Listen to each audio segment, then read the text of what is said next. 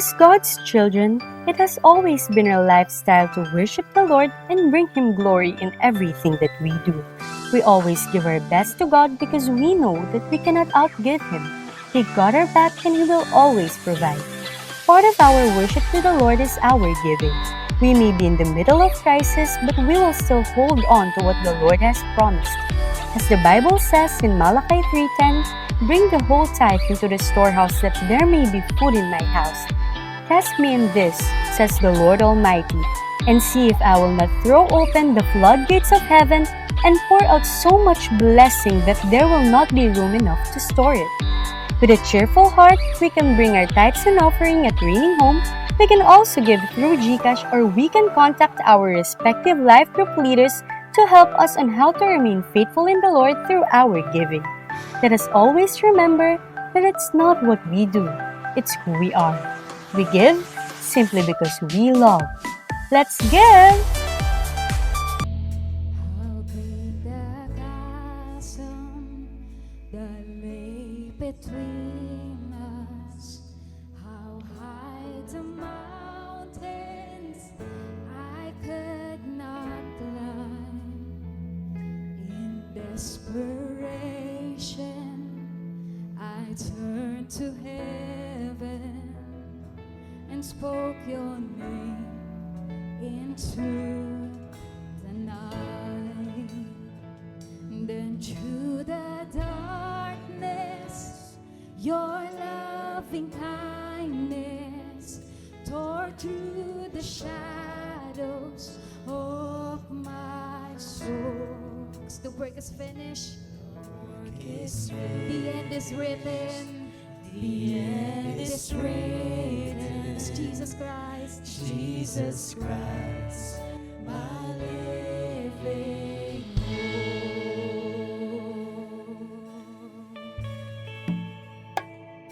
Who could imagine so great a mercy? What heart could fathom such boundless grace?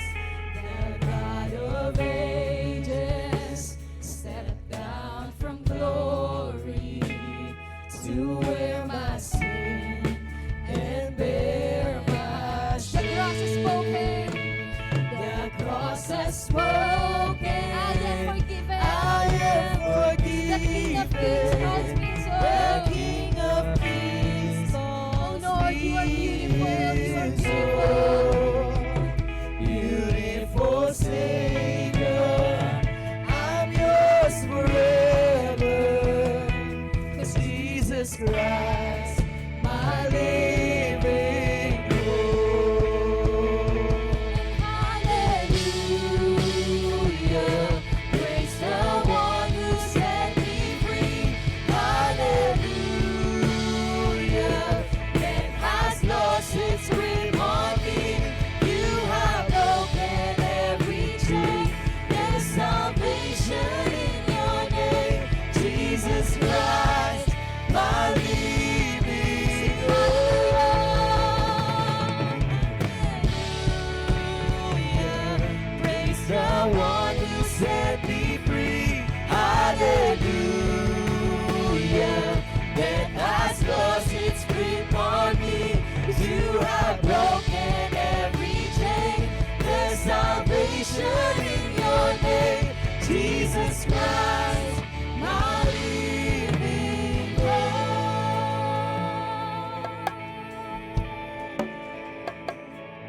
In the morning that sealed the promise, your buried body began to breathe, and out of the silence, the roaring lion declared the grave has no claim on me. Come on, we sing that again.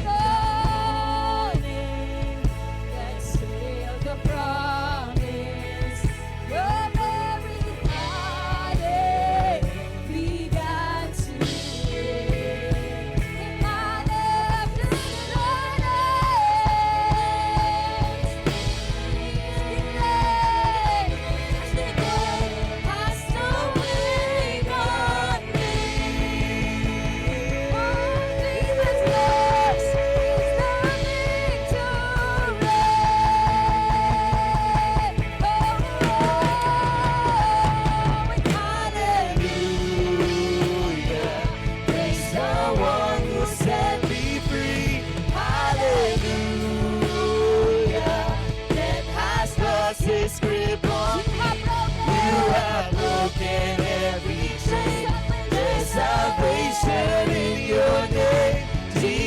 Christ, my living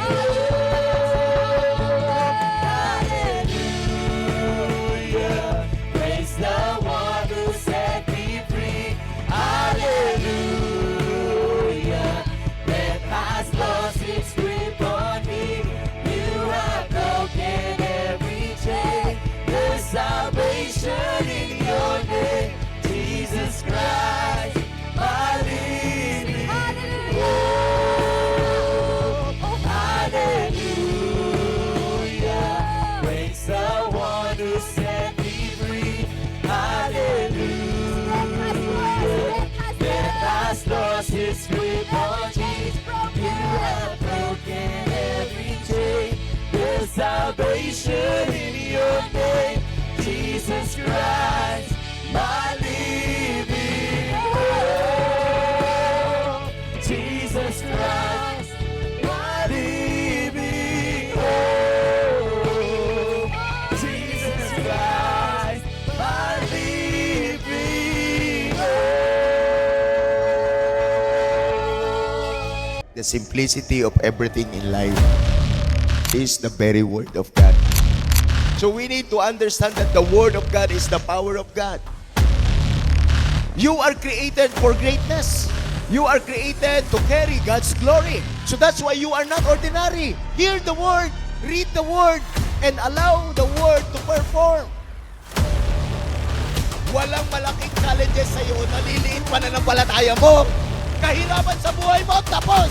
Kaguluhan sa buhay mo, tapos. Utang mo, tapos. Learn to touch the power of God in your life by faith.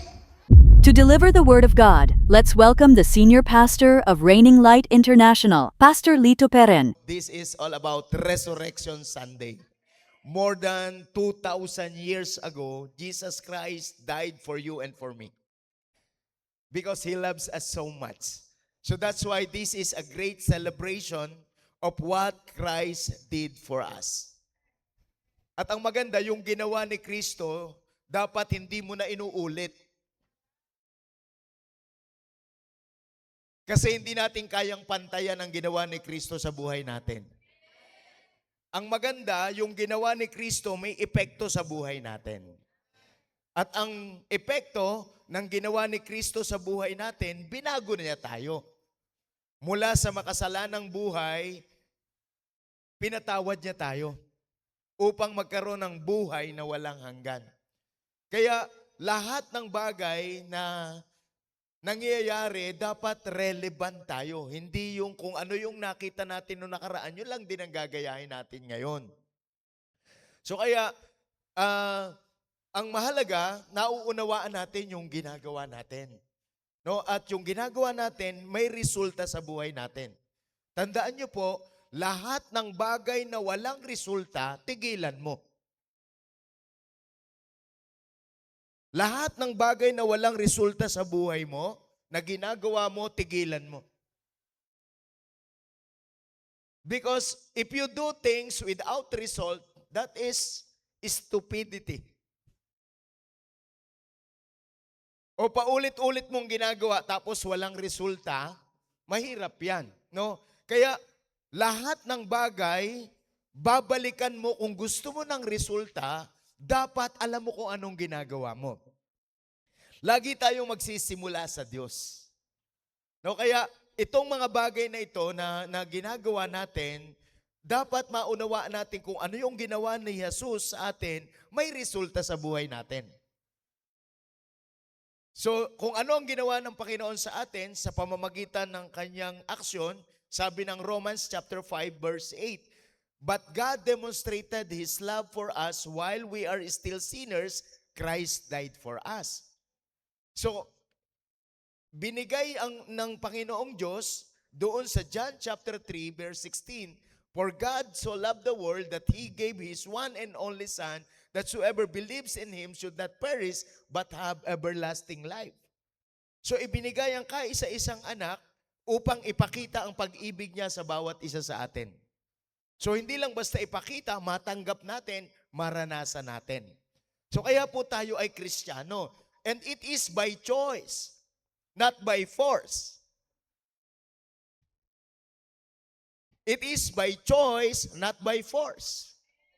Si Jesus Christ, pinili niya yung daan ng kamatayan sa pamamagitan ng krus ng Kalbaryo. It is by His choice. Because He was a son. He is the Son of God. So kaya, kung ano yung tatay, isinugo yung anak, para nang sa ganon, lahat ng susunod kay Kristo, susunod sa Diyos, may pattern. At kapag sumunod tayo, sang-ayon sa sinasabi niya, not according to the tradition, the Word of God is the power of God to perform.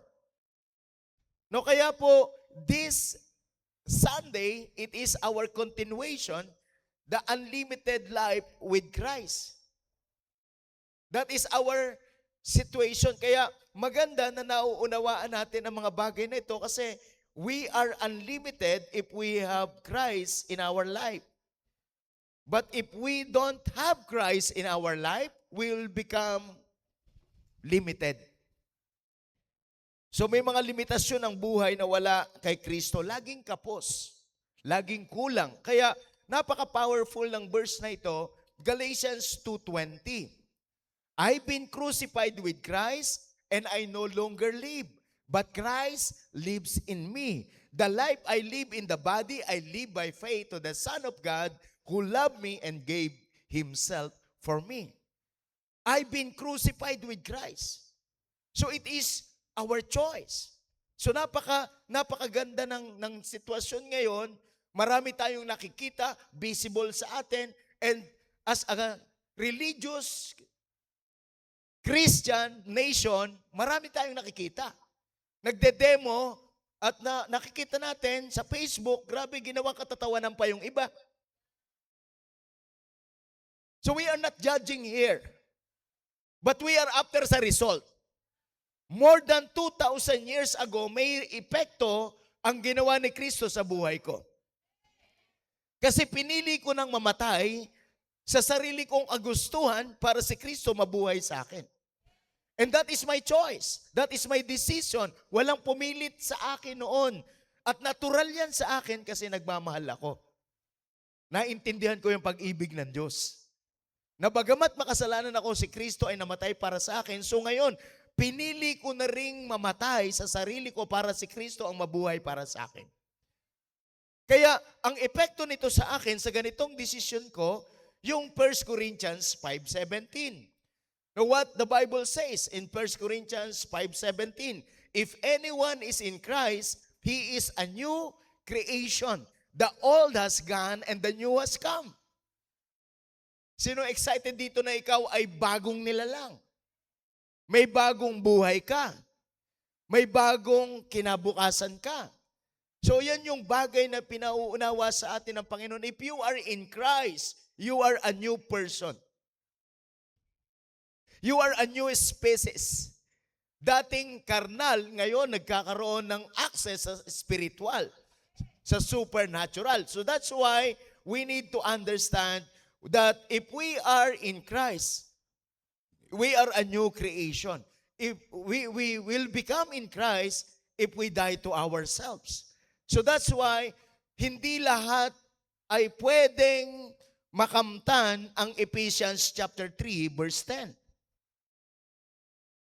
Because it is a choice, it is a decision.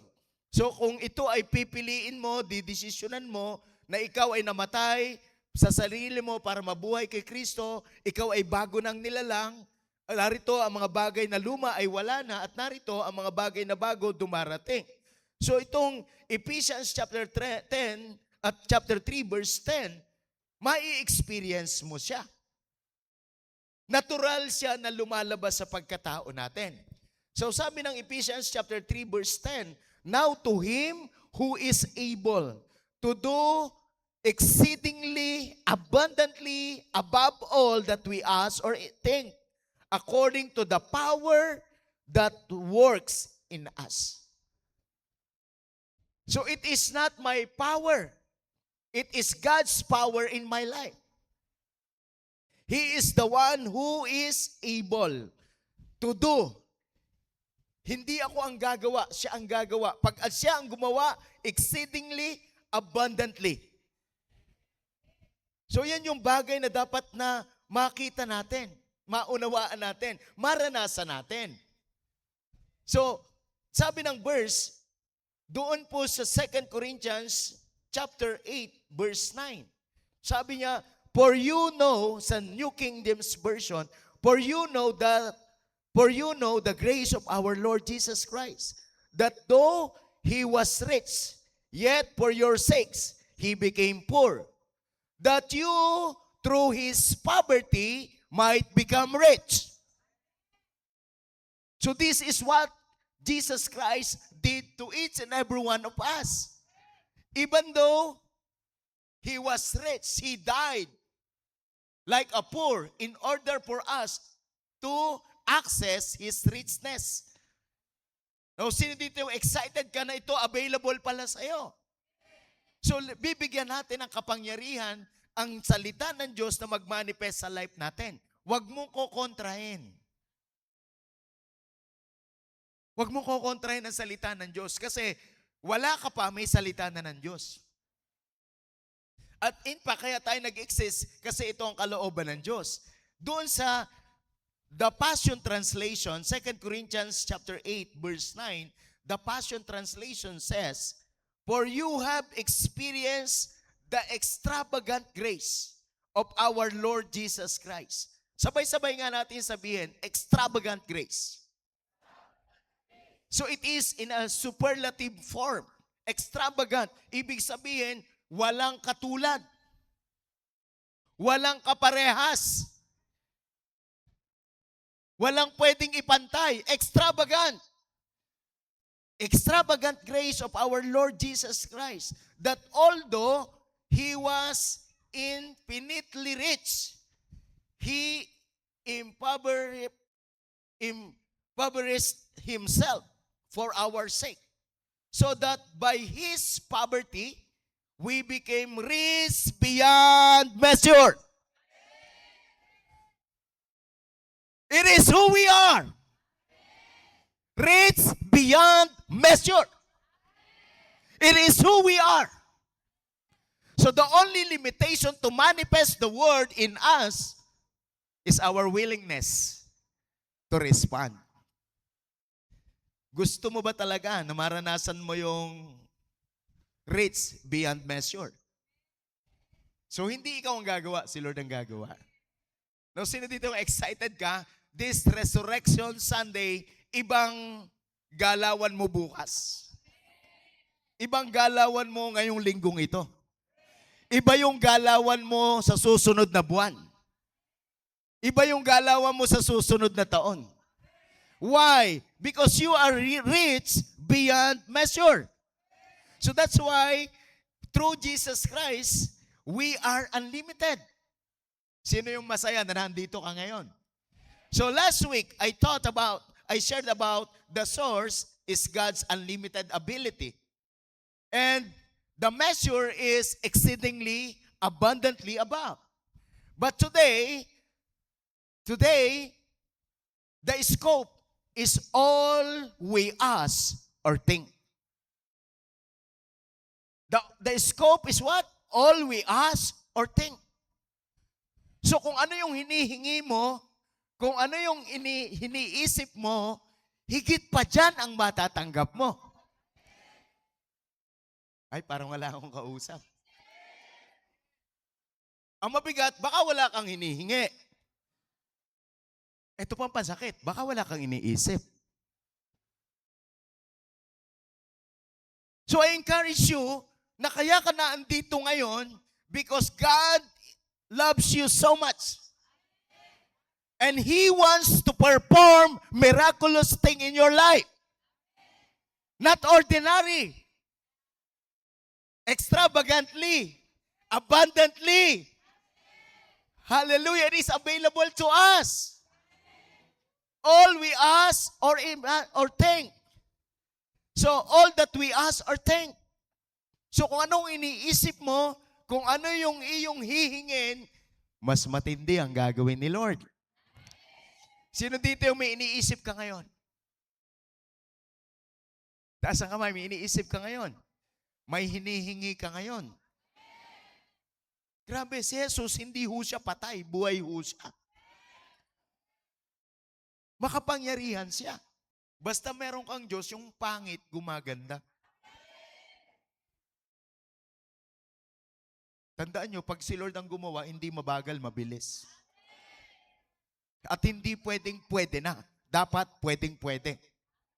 So, this is the scope of unlimited life with Jesus. Hingin mo na kung anong gusto mong hingin.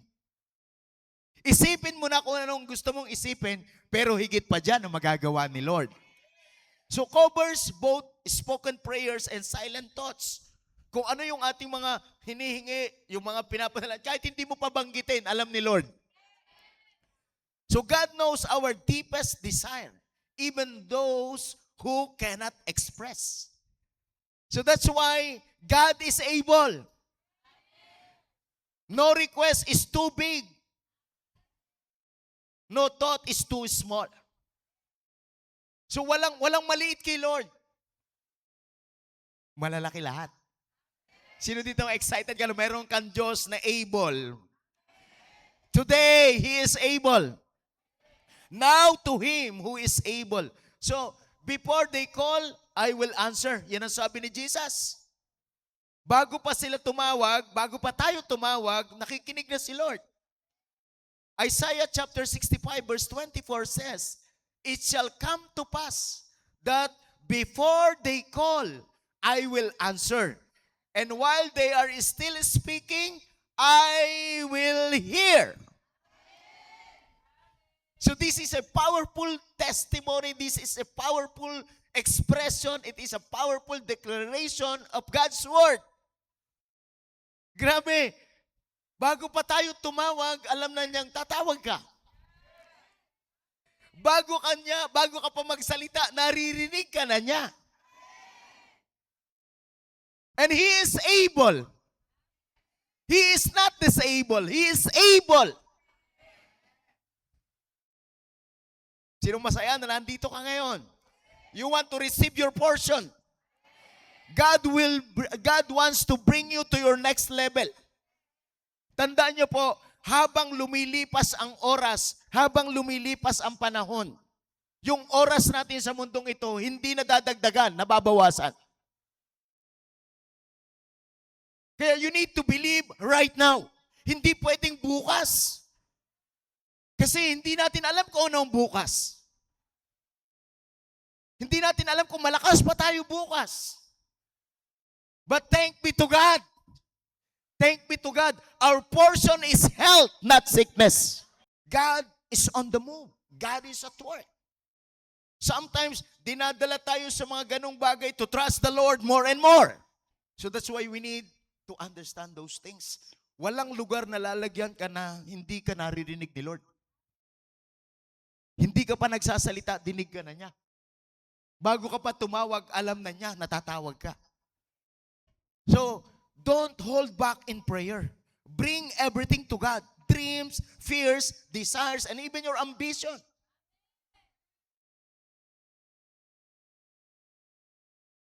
Marami tayong mga gagawin sa buhay. Kailangan natin sa buhay para mabuhay tayo ng pinagpala, hindi naghihirap. More than we ask, more than we imagine. Kaya dapat nag-i-imagine ka, hindi ka para dyan. Dream big, aim high for God's glory. Huwag yung sana all. Dapat ikaw ang model. Kaya hindi mo pwedeng tulugan. Hindi mo pwedeng pagpahingahan. Dapat maging eager ka, maging aggressive ka, maging strategic ka. May gagawin si Lord.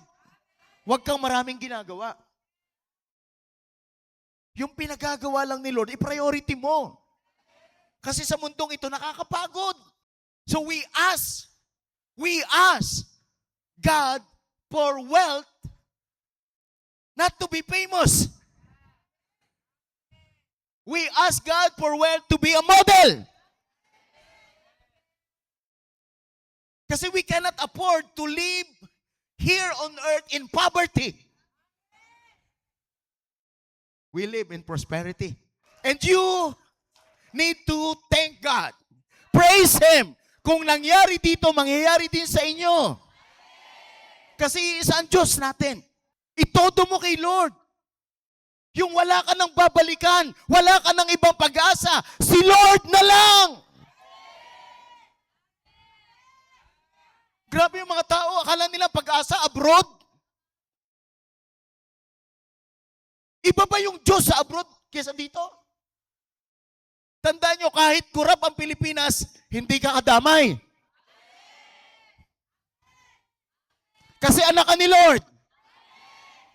At sa pagsunod mo sa Panginoon, kahit ilagay ka sa panganib, ililigtas ka ng Diyos.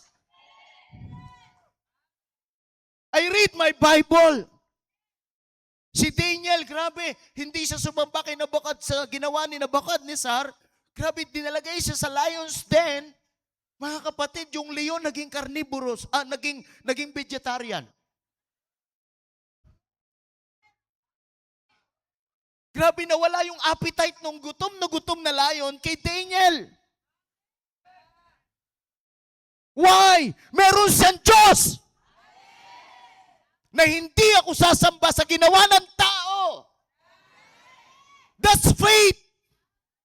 If you really know your God, I tell you, you will become significant. You will become the best. Hindi ka maiinggit kung meron kang Diyos. Come on, somebody, give God the highest praise. Ikaw ang kaiinggitan. Hindi ka mai-insecure. Hindi ka matatakot. Hindi ka matidepress. Because you know that God is in control. And my life is in His hands. So that's why it is very important for you to know your God. Kung hindi mo, kung ang Diyos, impormasyon lang sa'yo, ang buhay mo, hindi mo siya surrender. This is not natural. This is supernatural. Iba yung atmosphere natin sa atmosphere ng iba. Kaya huwag kang makikigaya-gaya lang. Dapat may revelation ka. Kaya ko to sinasabi sa inyo para lahat ng nararanasan natin, nararanasan ng Diyos, maranasan mo rin. Kasi ang hirap sa kalooban na yung iba ang gaganda ng ngiti, ikaw nakasimangot. Tapos nasa isip mo, sana all. Tanong ko sa iyo, yung bang commitment nila, yung faith nila, yung obedience nila, kagaya sa iyo? Look at their commitment. Kahit puyat, kahit pagod, nandito. Nagsa-cell group. Kahit may toyo yung asawa. Pagka minsan, hindi mahadlangan. Lalo kapag may problema, tumotodo kay Lord. Bakit? Namatay si Kristo at nabuhay para sa akin. Happy, blessed Resurrection Sunday. Sana may magising, may mabuhay sa'yo. Yung wala ng pag-asa, magkakapag-asa. Alam mo, dadaling ka talaga ni Lord doon sa end zone. Na wala ka na talagang makita kundi kisame na lang. Doon ka mapapa-Diyos ko po. Na darating ka talaga sa end zone na ang iyong bank account talaga bankrupt. Doon mo makikita si Lord ang provider.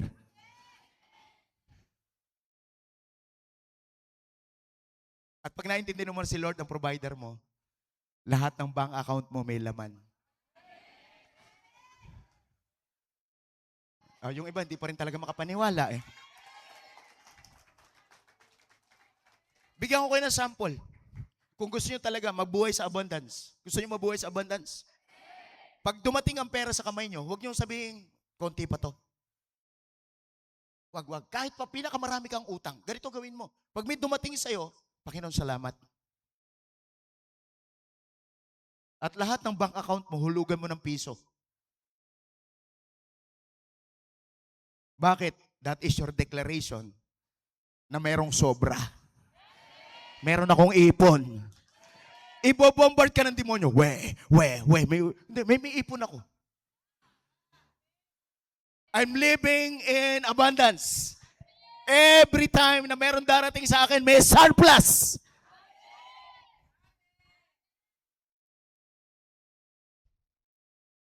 Buhay ang Panginoon. Sobra-sobra. Ang portion mo. Never na kulang. Alam mo, yung kaisipang kulang-kulang, nakakabaliw yan. Pasalamat ka palagi sa mga dumarating sa'yo. Panginoon, salamat po. Panginoon, salamat po. So, lahat ng bank account mo, hulugan mo yun. Ito, savings ko to, savings ko to, savings ko to, savings ko to, savings. What I'm trying to say, maikli lang ang buhay, huwag kang mabuhay ng malungkot. Huwag kang mabuhay na naghahabol. Pwede mo siyang hingin. Pwede mo siyang isipin. And God is able. Kaya lang itodo mo kay Lord. Gawin mo yung mga bagay na pinagagawa ni Lord. Huwag niyong kontrahin yung word. Hindi ako nagpe-perform. Nag-i-speak ako ng truth. At hindi rin ako artista. Hindi ako entertainer. I am not here to entertain you. Di sana sinayawan ko na lang kayo. I'm here to speak the truth. Because the truth shall set you free. Who among you today are excited? Grabe, makakabayad ka ng utang mo. At huwag na huwag ka na ulit mangungutang. Sino dito ang masaya ka na merong gagawin si Lord? More than we ask or imagine. Are you excited? So that's why this is very important. This is very crucial. So the scope. And then, fourth thing is the means. The means. What is the means? It is power at work within us. So hindi pala yung effort ko, hindi yung ability ko, hindi yung skills ko. It is the power at work within us. So that's why, according to the verse, it is very important. Sabi, now to Him who is able to do exceedingly, abundantly, above all that we ask or think, according to the power that works in us. Hallelujah. Kaya pag sumunod ka sa Panginoon, effortless. Sino excited dito na ang ability mas matindi kaysa sa business? Yung wisdom mas matindi kaysa business. Tandaan nyo, bago ka magkapera, mag-solve ka muna ng problem. Come on, somebody! Ang negosyante, tandaan nyo po mga kapatid, hindi sila nagninegosyo para kumita ng pera. Nagninegosyo sila para mag-solve ng problem. Kasi bago ang kita, problema muna. Kaya maraming nagnegosyo, tandaan nyo ha, kaya maraming nagnegosyo, hindi pa nagtatagal, nag-shutdown na agad. Bakit? Hindi masolve ang problem. Pero kung marunong ka mag-solve ng problem, tandaan nyo, maniwala kayong mabuti dito. Pag marunong ka mag-solve ng problem, hindi mo problema ang pera. Darating sa'yo yan. Darating sa'yo yan. Lalo na pagka ang sinusolve ang problem, hindi lang para sa'yo, para sa ibang tao, darating sa'yo yan. Who is your source? Kaya kami problema, hindi para palakihin, hindi para iyakan. I-solve mo yung problem. At huwag kang magsosolve ng problem ng another problem. Come on, somebody. Are you learning today? Welcome to your Resurrection Sunday. Marami kasing mag-solve ng problem yung iba, hindi permanent solving. Yung tapal-tapal lang. Patsi-patsi. Hindi mo masosolve ang problema sa patapal-tapal. I tell you, pag may problema ka sa pera, huwag na huwag kang mangungutang. Wag. Kung hindi ka makabili ng bahay, magtiis ka mangupa. Mangupahan. Kasi hindi mo pa level bumili. Ang hirap pag utang ang bahay, utang ang sasakyan, grabe. Utang ang cellphone, utang.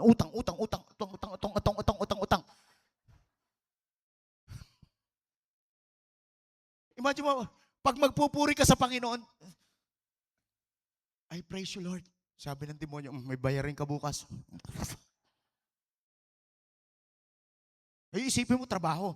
Para ko yan kikita. Para ko yan kikita. Maghahabol akong pera. Pera, pera, pera, pera, pera, pera. Lord, sana maintindihan mo ako, madami akong utang. Sabi ni Lord, sino ba may gawa niyan?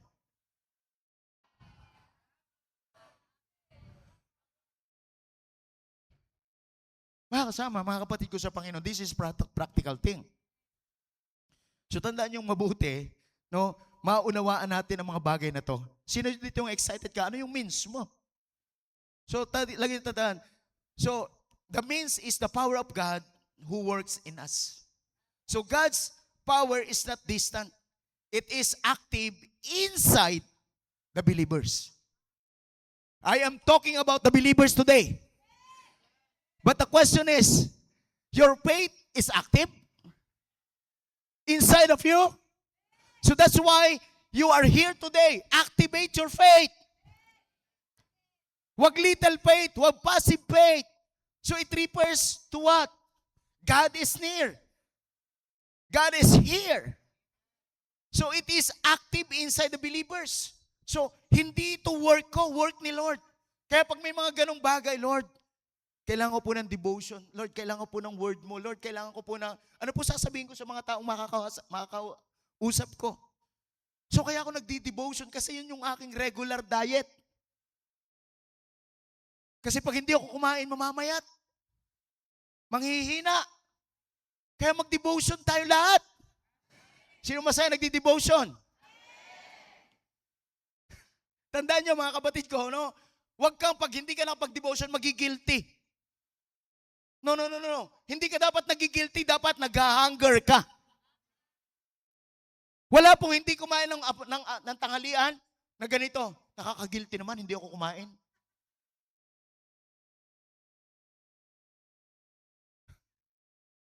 Are you with me?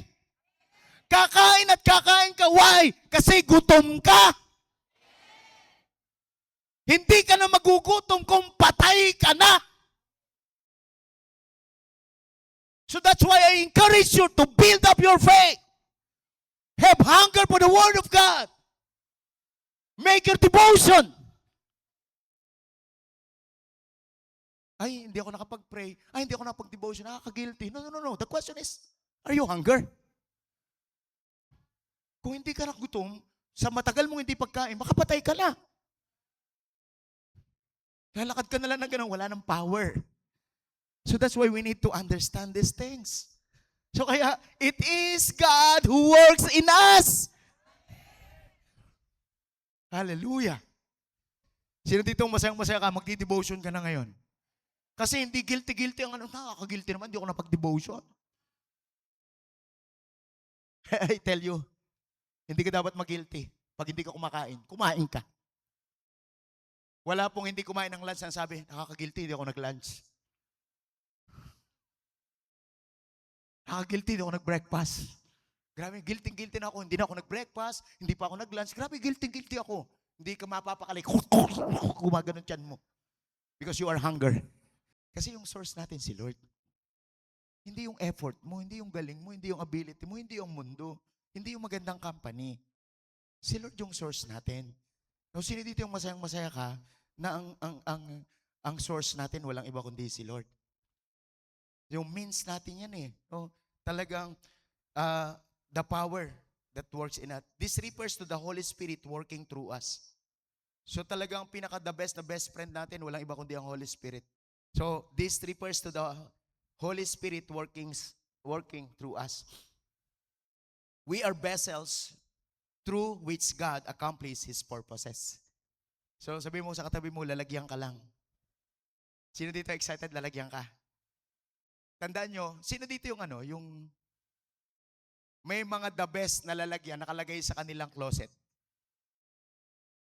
Yung istante, may istante na inilalabas lang yun pag may mga okasyon. Sino may mga ganun? Sino may mga ganun? Grabe, ang gaganda ng gamit, naka-display lang. Kasi nilalabas yun pag may mga special occasions. Pag may bisita, grabe, nakalagay lang dun. Kami po, wala kaming ganun. Lahat ginagamit namin. Di ba ang vessel na matagal nang naka-stock, in order for that vessel to be used, hindi agad yan pagkuha doon sa estante, lalagyan. Ang unang gagawin dyan, lilinisin. Tandaan nyo, kahit anong gandang lalagyan, basta hindi linis, hindi pwedeng lagyan. So my prayer today, to each and every one of us, you are a vessel cleansed by God. And God may use you for His purposes. So that's why I'm so excited. So, Christ in you, the hope of glory. Colossians 1:27. To them, God willed to make known that are the riches of the glory of His majesty among the Gentiles, which is Christ in you, the hope of glory. Grabe, pag carrier ka pala nito, ang pinakikilala mo si Lord. Not the problem, not the issue, but si Lord. Because God is our source. So walk in faith, in obedience, because it is very powerful. Tandaan ninyo, obedience is better than sacrifice. Sacrifice moves the heart of God. But obedience is better than sacrifice. Sacrifice is useless without obedience. So walk in faith and obedience. God's power is already working in you. Cooperate with it. Nagwo-work na si Lord. The fact na nandito ka ngayon, nagwo-work na ang word ni Lord sa'yo. So what is the result? Fifth thing, the result. The glory of God. The glory of God. So sabi ng verse, doon sa Ephesians 3:20, sabi niya, now to Him who is able to do exceedingly abundantly that we ask or think, according to the power that is work in us, it is for the glory of God. Not my glory, but for God's glory. Sino po yung masaya ka na gagawin ni Lord ang lahat ng mga bagay na to? So, only in Jesus. Pakisabi sa katabi, only in Jesus. So, the result is glory to God. The ultimate purpose of God's exceeding power is His glory. Kaya talaga ginagawa ng Panginoon to para sa kaluwalhatian niya. Hindi para sa ikayabang natin. So, hindi ito patungkol kay Raining Light. Hindi ito patungkol kay Pastor. Patungkol to sa ginagawa ni Lord. Marami pang gagawin si Lord. The ultimate purpose of God's exceeding power is His glory. When God does more than we expect, He gets the credit. So, sino dito yung excited ka kay Lord ang lahat ng credit? Your breaking through becomes a testimony of God's greatness. Tandaan nyo, pag walang breaking point, walang breakthrough. So, in order for you to be used by God, huwag tayong maging prideful. Huwag tayong maging prideful. Maging thankful tayo. No, tandaan niyo, yung testimony natin is very important. Your breakthrough becomes a testimony of God's greatness. So, sino dito yung excited ka na lahat ng bagay na mababalitaan, ikukwento mo, laging kalwalhatian ng Diyos. So, kaya napakahalaga ng mga bagay nito. Only in Jesus. Only in Jesus. 2 Corinthians 5:17, sinight ko kanina, now, if anyone is enfolded into Christ. This is TPT version. Now, if anyone is enfolded into Christ, he has become an entirely new person. All that is related to the old order has vanished. Behold, everything is fresh and new. Welcome to Resurrection Sunday. Welcome for the new in you. Welcome sa mga fresh. Sino dito excited? You are fresh. You are new. So tandaan nyo, tatlong bagay kung bakit kailangan nating maintindihan to. Maraming mga tao, wala silang power kasi wala silang authority. Always remember that your authority, your power came from your identity. sino ka ba talaga? Kanino ka ba identify? Whom you represent? Because this world is full of power, full of authority. But kanino ka galing? Tandaan niyo po, ang pinaka makapangyarihang tao dito sa Pilipinas, kahit na sino, basta naging pangulo, magiging makapangyarihan. Come on, somebody. The most powerful person in our nation is none other than the president. Identity. Sino excited? So kung wala kang identity, walang authority. Pag walang authority, walang power.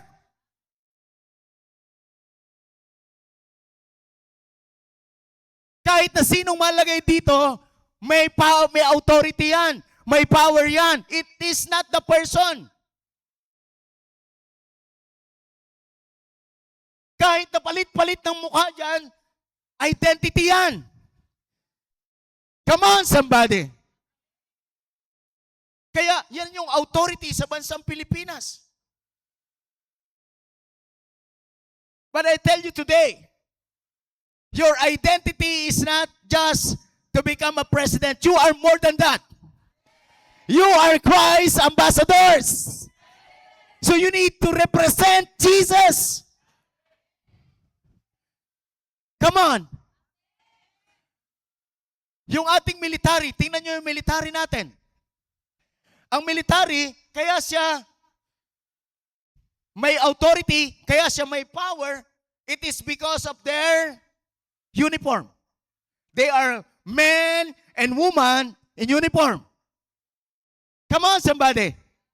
Pag wala na yung tsapa, pag wala na yung uniform, civilian na sila. They are ordinary.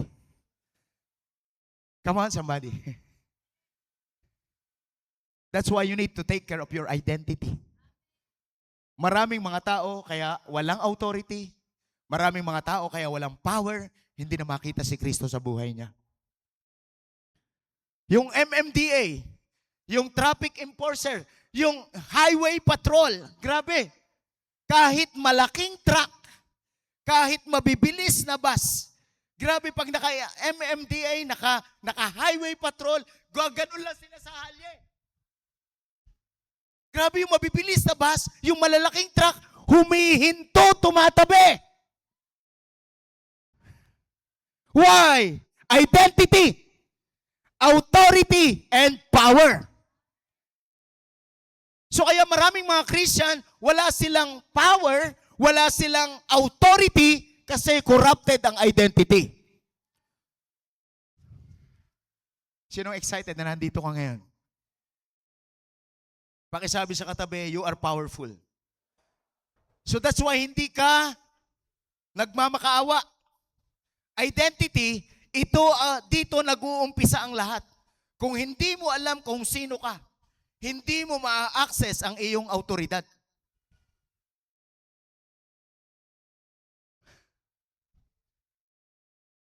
Kaya hindi ka pwedeng Christian lang ako, Christian. No, you are not ordinary.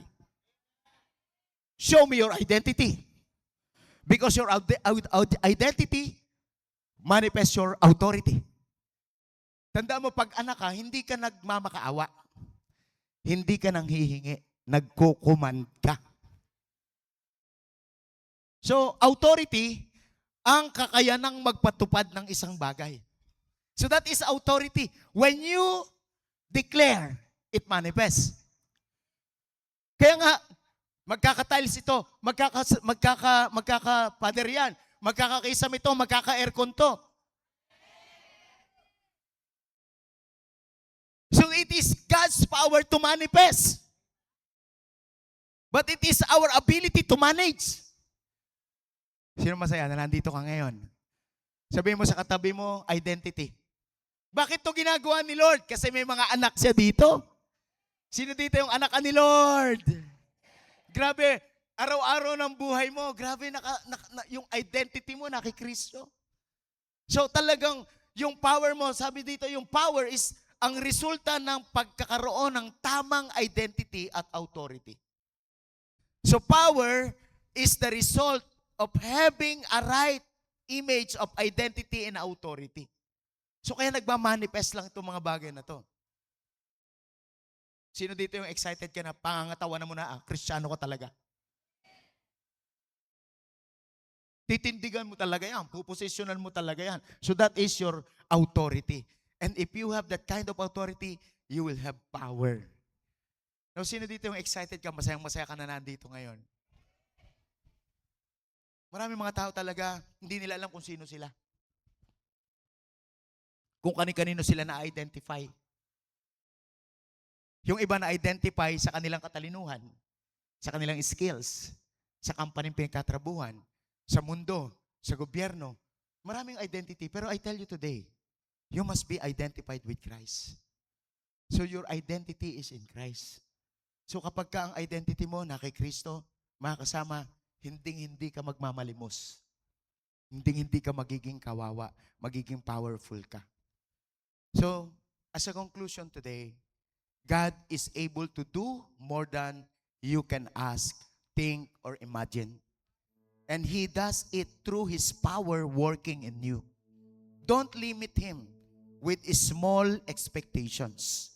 Live with faith.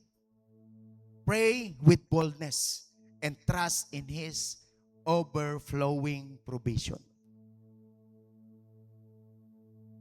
So this is my declaration to you today. I believe God is able to do exceedingly, abundantly, above all I ask or think.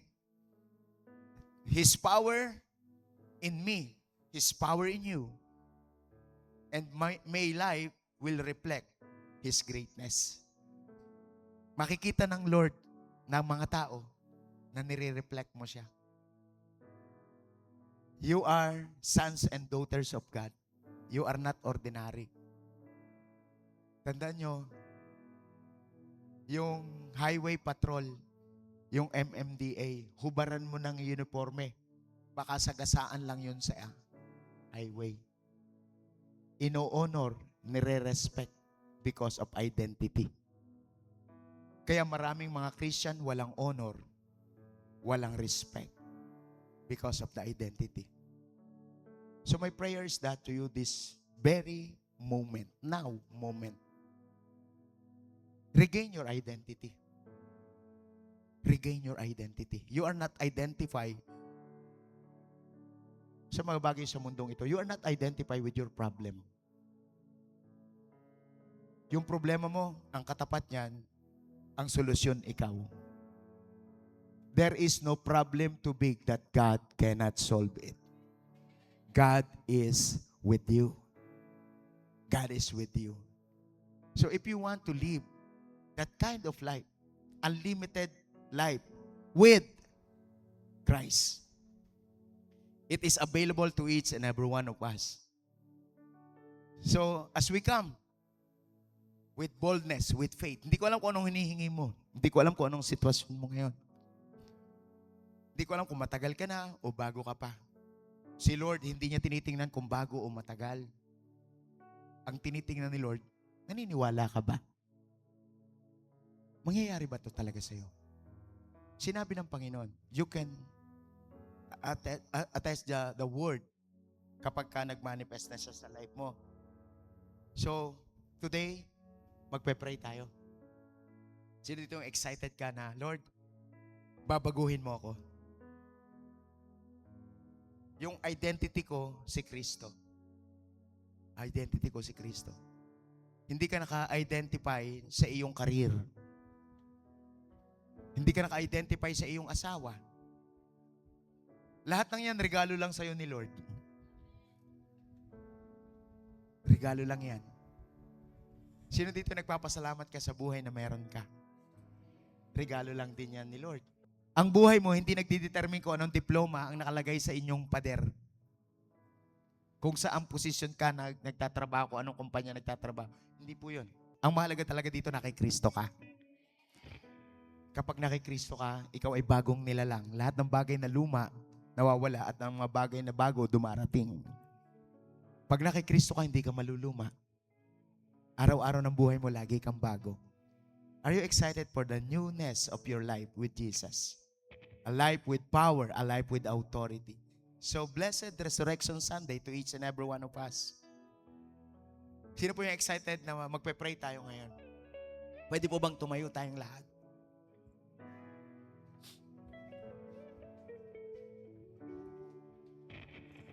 Bigyan nga natin the best clap si Lord. If you receive something today, simula na ang abundance sa life mo. Mag-save ka starting today. Mag-save ka starting today. Mag-ipon ka. 2 piso, 2, 3. Hindi ko alam kung magkano, basta malaga meron.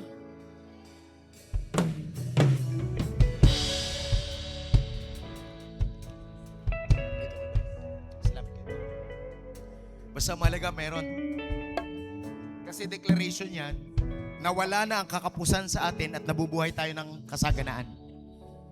At lagi niyong isipin, money gathered little by little, it will grow. So ang pag-iipon, higit sa pera, ang nadidevelop pag-uugali. Pag-uugali. So today, namatay si Kristo para sa bawat isa sa atin. Bagamat siya mayaman, namatay siyang mahirap para tayo ay na mahirap ay umasenso at sumagana. So if you want this kind of blessing in your life today, the life of abundance, the life of divine health and divine strength, it is for you. The life of peace, the life of prosperity. Prosperity is not money. Prosperity is God's presence. Prosperity is God Himself. And we are His children. Today, if you want to receive, just raise up your hands. Heavenly Father, on this sacred day of renewal, we come before you with a humble heart.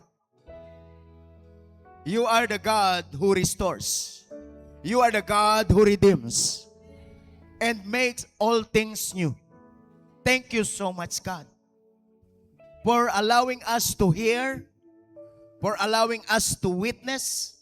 And today, God, allow each and every one of us to experience. Wanting to hear, wanting to witness, but God, one thing is to experience. Lord, gusto naming maranasan ka. Lord, just as you raise Jesus Christ to life on Resurrection Sunday, I ask that you bring resurrection into every broken areas of our life. Restore my strength when I feel weak. Restore my peace when anxiety overwhelms me. Restore my faith when doubt tries to take hold. Restore my relationship where there has been hurt and division. Heal what is wounded in me. Body, mind, spirit. Replace my sorrow with joy, my fear with courage, and my emptiness with your presence. Lord, breathe new life into my dreams and purpose. Help me to trust in your timing and your plan, even when I cannot see the way forward. Thank you, Lord, for your endless grace and mercy. Thank you that restoration is always possible through you. Today, because Jesus Christ rose from the dead, you said in your word, where is sting? Where is death is your sting? Today, God, I choose to hope. Today, I choose to have faith. And today, I receive your restoring love. Thank you so much. Father, we come to you. Bless your people. Lord, look at their offerings. Lahat po ng mga nag-offering, O God, lingapin mo ang kanilang mga binigay sa'yo. Because you are the owner of everything. And Father, as we offer today, God, not just the material things, not just the money, but God, we offer ourselves, we offer our life before you. Lord, as you said in your word, we will make our life as a living sacrifice, holy and acceptable to you, O Father. So we come to you, Lord, with boldness, with authority, with power, because, Lord, we identify in you. Our identity is you, O God. Lord, thank you for that kind of identity. Lord, thank you for the authority. Thank you for the power. Lord, our life will never be the same again. We will live in abundance. We will live in victory. We will live, oh Father God, according to your design, Lord. So thank you, Jesus. We give you praise. We give you honor. We give you glory. And we worship you, God. Come on, let's worship the Lord. You set me free. Hallelujah. Then has lost its grip on me. You have broken every chain. Broken every chain. Salvation in your name. Jesus Christ, my living Lord. hallelujah. New hope. New hope. He's the one who sets me New faith. New obedience. Hallelujah. It has lost its grip on me. You have broken every chain. There's salvation in your name. Jesus Christ, my living hope. Just raise up your hands. Father, I speak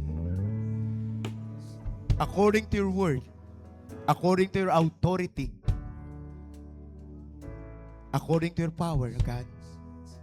I speak abundance for the lives of your people in every area of their life, Lord. Ma-experience nila, Lord, ang pananagana sa buhay nila. Lord, wala nang mangungutang. Bawat isa ay makakabayad kung sinong meron mang utang.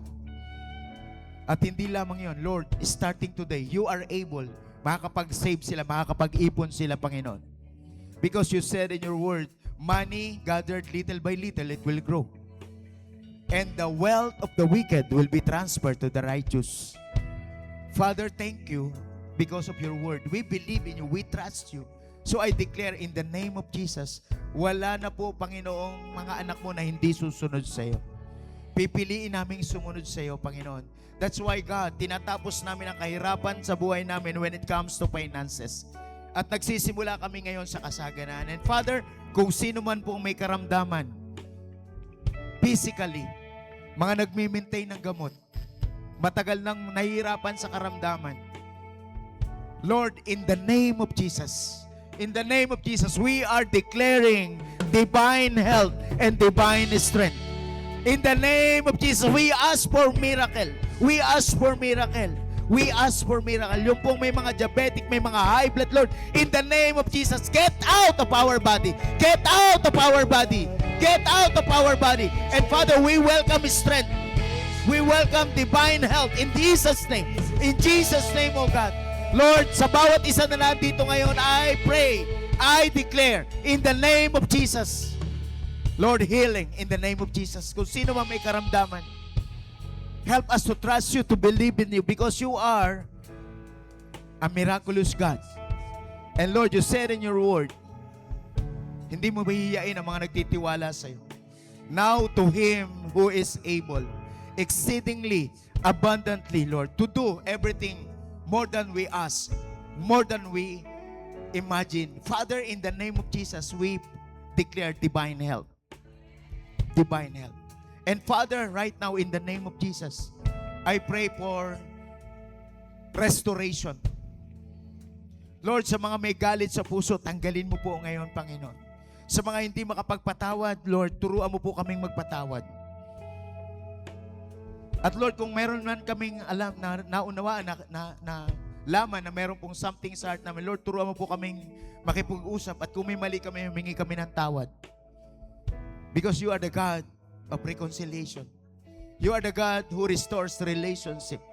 So that's why, God, I declare in the name of Jesus, wala po kaming karelasyon, Lord, na magkakaroon kami ng kaaway. Lord, there is no weapon formed against us shall prosper. Lord, our relationship belongs to you. Our families belongs to you, O God. So that's why, God, we declare restoration ng relationship, reconciliation, oh God, in the name of Jesus. And Father, right now, salvation. Lord, you came here to seek and save the lost. Father, right now, sa malinggong dadaan sa buhay namin, yung mga makakausap namin, mga makakasama namin, Lord, makapag-share kami ng love mo, ng testimony na ginawa mo sa buhay namin. Makapag-share kami ng gospel sa kanila. And Father, sa mga ka-meeting namin, sa mga business meetings namin, oh God, Lord, laging yung boldness of our faith may share namin, Panginoon, kung ano yung ginagawa mo sa buhay namin. Because we cannot outgive you. We trust you, God. We believe in you. So, Father, bless each and every one of us in this place. And Father, we receive it by faith.